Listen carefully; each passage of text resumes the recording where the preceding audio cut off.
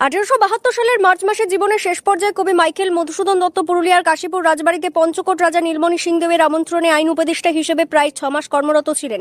কাশীপুর রাজবাড়ির এক কোণে অবস্থিত যে বাড়িটিতে কবি সেই সময় বসবাস করছিলেন তা আজও ইতিহাসে নীরব সাক্ষী হয়ে দাঁড়িয়ে আছে।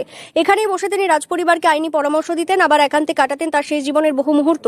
সময়ের প্রবাহে বহু পরিবর্তন হলেও রাজবাড়ির সেই কোণ আজও নীরব সাক্ষীর মতো বহন করে চলেছে কবির স্মৃতির ভার। বর্তমানে কবির স্মৃতি বিজড়িত এই বাড়িটির রক্ষণাবেক্ষণের দায়িত্বে সুবর্ণ মাহাতো নামে একজন নিযুক্ত রয়েছেন। তার তত্ত্বাবধানে সংরক্ষিত রয়েছে কবি মধুসূদন দত্তের এই স্মৃতিচিহ্ন। এখানে ছিল 28 বছর। 28 বছর এই রুমে একে অনেক কিছু ছিল, আলমারি ফালমারি অনেক কিছু কাগজপত্র ছিল, সেগুলো সব উনি নিয়ে নিয়েছে এই রুম থেকে। আমি 2001 থেকে এখানে পরিচালনা করি আর কি। হ্যাঁ, তা আমার আরো ম্যানেজার ছিল, উনি এখন গত হয়েছে। হ্যাঁ, পরে আরেকজন মাস্টার ছিলেন, উনিও গত হয়েছে। এখন এক ভট্টাচার্য ঠাকুর আছে, উনি দেখা মানে ওই লেখাচোখা করার মাঝের মধ্যে উনি আসেন। স্থানীয় বাসিন্দারা আজও গর্বের সঙ্গে ইতিহাস আগলে রেখেছেন এবং বহু সাহিত্য প্রেমী ও গবেষক দূর দূরান্ত থেকে এখানে এসে কবির স্মৃতিকে ছুঁয়ে দেখেন।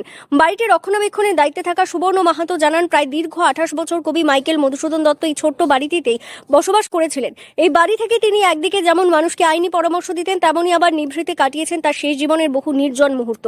আজ সময় স্রোতে অনেক কিছু বদলে গেলেও রাজবাড়ির এক কোণে দাঁড়িয়ে থাকা এই বাড়িটি এখনো ইতিহাসের নীরব সাক্ষী হয়ে অতীতের স্মৃতি বহন করে চলেছে। তো উনি আর কি ওই মানে একটু মাঝের মধ্যে ড্রিঙ্ক করতো, সেটা আর কি রাজা যখন ডাকতো তখন আর কি রুমাল চাপা দিয়ে কথা বলতেন উনি। হ্যাঁ, তাহলে সেইটা এক পরামানিক বললো যে ওই দেখুন আপনাকে ঘৃণা করছে, তাহলে বলছে ডাকো মাইকেল। কিন্তু মাইকেল আলো রুমাল চাপা দিয়ে কথা বলছে, তখন ইশারা করে বলছে পরামানিক যে এই দেখুন। তখন বললো মাইকেল তোমার যা হিসাব আছে তুমি আজই চলে যাও।